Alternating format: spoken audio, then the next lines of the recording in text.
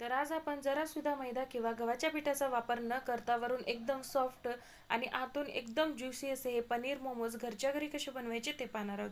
अगदी सुंदर बनवून तयार होतात. एकदा का तुम्ही हे पनीर मोमोज घरी बनवून खाल्ले का मार्केटचे मोमोज विसरून जाल, इतके सुंदर बनवून तयार होतात.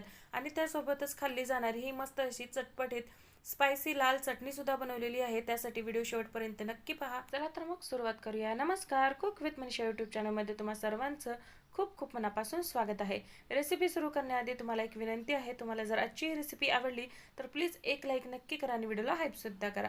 तर सगळ्यात आधी आपण मोमोज बनवण्यासाठी पीठ मळून घेऊया. त्यासाठी इथे आपल्याला गव्हाचं पीठ किंवा मैदा वापरायचा नाही, तर इथे आपल्याला 2 कप रवा घ्यायचा आहे. तर इथे आपल्याला बारीक रवा घ्यायचा आहे. तुमच्याकडे जर बारीक रवा नसेल तर जाड रवा तुम्ही मिक्सरला फिरवून घेऊ शकता. त्यामध्येच इथे आपल्याला चवीपुरतं मीठ घालायचं आहे आणि अगदी चमचाभर तेल घालायचं आहे. तेल घातल्याने हे मोमोज अगदी सॉफ्ट बनून तयार होतात.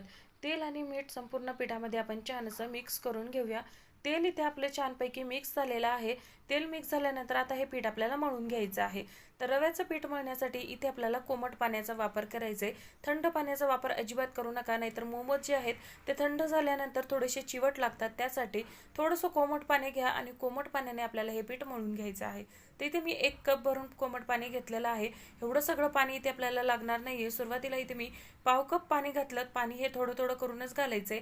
इथे जरी आपण 2 कप रवा घेतलेला आहे तरी सुद्धा त्याला आपल्याला फक्त अर्धा कपच पाणी लागतं.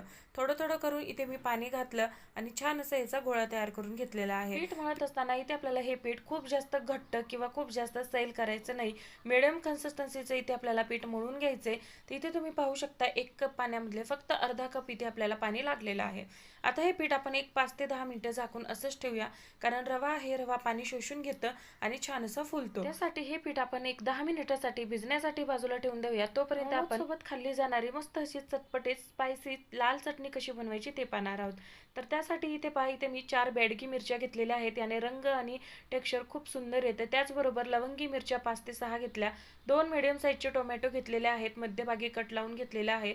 त्याचबरोबर मुठभर कोथिंबीर घेतलेली आहे. आता हे संपूर्ण साहित्य आपण छान असं बॉईल करून घेऊया, जोपर्यंत हे सॉफ्ट होणार नाही तोपर्यंत.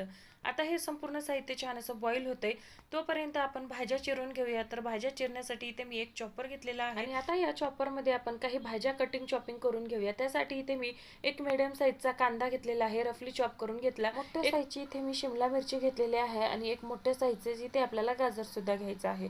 आणि त्याचबरोबर यामध्ये आपल्याला मुठभर कोथिंबीर सुद्धा घालायची. आणि आता हे संपूर्ण साहित्य आपण या चॉपरमध्ये अगदी फाईन चॉप करून घेऊया.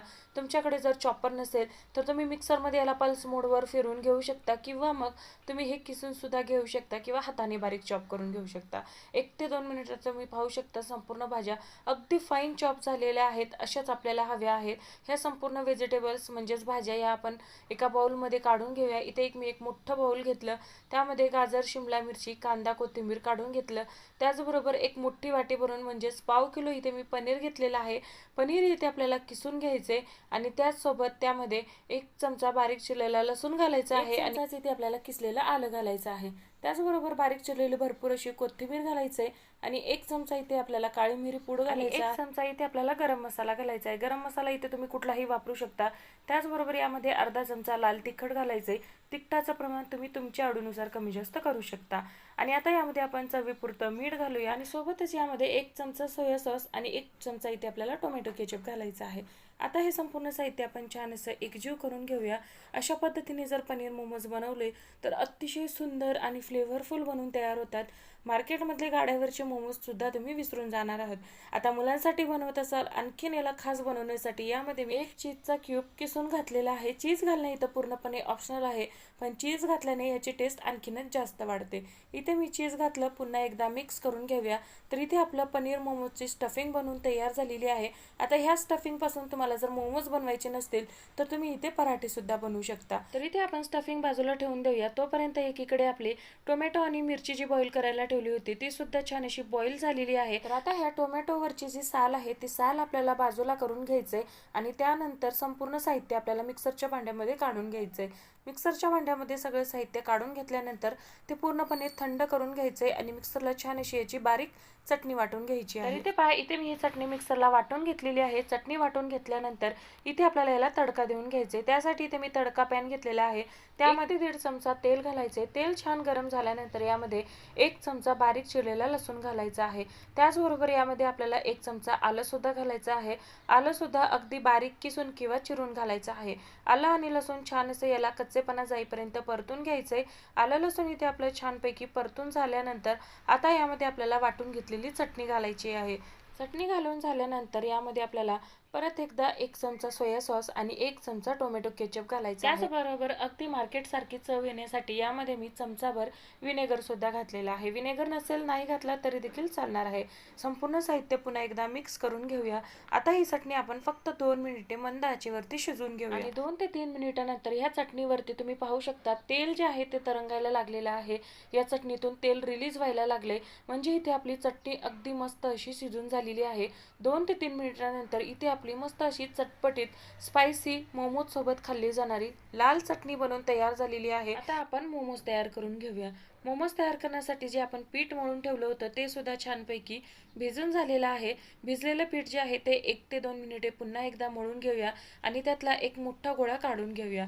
तर इथे तुम्ही पाहू शकता हा गोळा किती छान असा सॉफ्ट झालेला आहे. अजिबात वाटत नाही की इथे आपण रवा वापरलेला आहे. अगदी मैद्यासारखंच हे पीठ दिसायला लागतं. आता आपण याची एक मोठी पोळी लाटून घेऊया. मोमोज बनवायला अगदी सोपं जातं. अगदी झटपट अशी मोमोज बनवून तयार होतात. तुम्ही हवं तर छोट्या छोट्या पुऱ्या सुद्धा लाटून घेऊ शकता. तर इथे पहा इथे मी एक मोठी पोळी लाटून घेतलेली आहे. तर ही पोळी लाटत असताना इथे आपल्याला खूप जास्त पातळ लाटायची नाहीये किंवा खूप जास्त जाड लाटायची नाहीये. जशी आपण पोळी लाटून घेतो त्या पद्धतीचीच पोळी लाटून घ्यायची. आता इथे आपण याच्या छोट्या छोट्या पुऱ्या कट करून घेऊया. आता तुम्हाला हे मोमोज कितपत लहान मोठे बनवायचे आहेत त्या आकारानुसार तुम्ही याच्या पुऱ्या कट करून घेऊ शकता. इथे मी साधारण मीडियम साईजचे मोमोज बनवून तयार करणार आहे. त्यासाठी इथे मी ह्या साईजच्या पुऱ्या तयार करून घेतलेल्या आहेत. अशा पद्धतीने मोमोज बनवून घेतले तर अगदी झटपट बनवून तयार होतात. पाहू शकता एका वेळी इतक्या पुऱ्या लाटून झालेल्या आहेत. आता आपण मोमोज तयार करून घेऊया. इथे मी एक लाटलेली पुरी घेतलेली आहे. आता या पुरीवरती आपल्याला फक्त चमचाभर पनीरचं स्टफिंग ठेवायचं आहे. मध्यभागी ठेवायचंय आणि त्यानंतर याला आपल्याला शेप देऊन घ्यायचे. शेप देण्यासाठी व्हिडिओ दाखवलेल्याप्रमाणे तुम्ही पाहू शकता मधला पोर्शन आतमध्ये न्यायचा. त्यानंतर उजव्या आणि डाव्या बाजूने याला आपल्याला पिंच करून घ्यायचं आहे. अशाच पद्धतीने संपूर्ण आपल्याला शेवटपर्यंत करायचं आहे. सोपी पद्धत आहे. सुरुवातीचे 1-2 मोमोज तुम्हाला जमणार नाहीत पण जसं जसं तुम्ही करत जाल तसे तुम्हाला अगदी व्यवस्थित असे मोमोज जमून जातील. तुम्ही पाहू शकता किती सुंदर आकाराचा इथे आपला मोमोज बनून तयार झालेला आहे. तुम्हाला जर हा शेप जमत नसेल तर तुम्ही इथे मोदकाचा शेप सुद्धा देऊन घेऊ शकता. तशा पद्धतीने सुद्धा तुम्ही करून घेऊ शकता. तर सेम पद्धतीने बाकीचे मोमोज सुद्धा आपण तयार करून घेऊया. तर पुन्हा एकदा तुम्हाला दाखवते. तर पहा अशा पद्धतीने मध्यभागी स्टफिंग भरायचं. त्यानंतर पारी जी आहे ती मध्यभागी हाताने प्रेस करायचं. त्यानंतर दोन्ही बाजूने प्लेट टाकत आपल्याला ह्याला शेप देऊन घ्यायचा. माझ्या बोलण्यापेक्षा जास्त तुम्ही माझ्या हाताकडे लक्ष द्या म्हणजे तुम्हाला सुद्धा अगदी परफेक्ट असा शेप जमून जाईल. तिथे पहा इथे आपला दुसरा मोमोज सुद्धा बनून तयार झालेला आहे. पाहू शकता किती सुंदर असा मोमोज बनून तयार झालेला आहे. बाकीचे मोमोज सुद्धा आता आपण ह्याच पद्धतीने तयार करून घेऊया. तर इथे मी सगळे मोमोज तयार करून घेतलेले आहेत. मोमोज पहा किती सुंदर असे तयार झालेले आहेत. तुम्हाला हवा तो आकारामध्ये तुम्ही तयार करून घेऊ शकता. आता हे मोमोज आपल्याला स्टीम करून घ्यायचे. त्यासाठी इथे मी स्टीमरच्या प्लेटला हलकसं तेलाने ग्रीस करून घेते. तुम्ही हवं तर एखाद्या चाळणीवर सुद्धा वाफवून घेऊ शकता. आता हे सगळे मोमोज आपण या प्लेटमध्ये अरेंज करून घेऊया.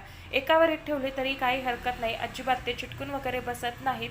तर इथे मी सगळे मोमोज प्लेटमध्ये अरेंज करून घेतलेले आहेत. याला आपल्याला स्टीम करून घ्यायचे. स्टीम करण्यासाठी स्टीमरमध्ये पाणी गरम करायला ठेवलं.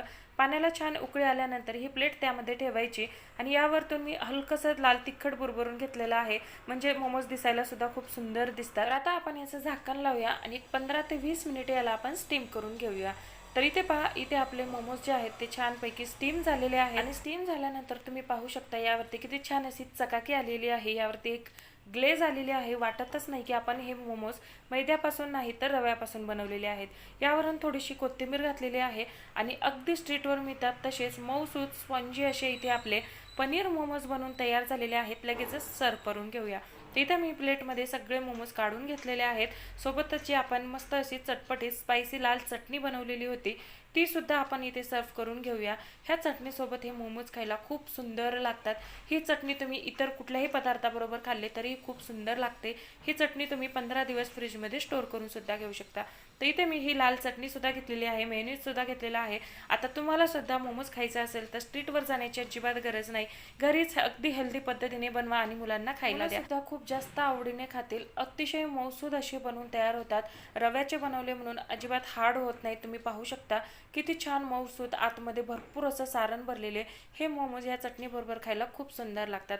तुम्ही सुद्धा ही रेसिपी नक्की ट्राय करा। आवडली तर लाईक, शेअर, सबस्क्राईब करा आणि व्हिडिओला हाईप सुद्धा करा।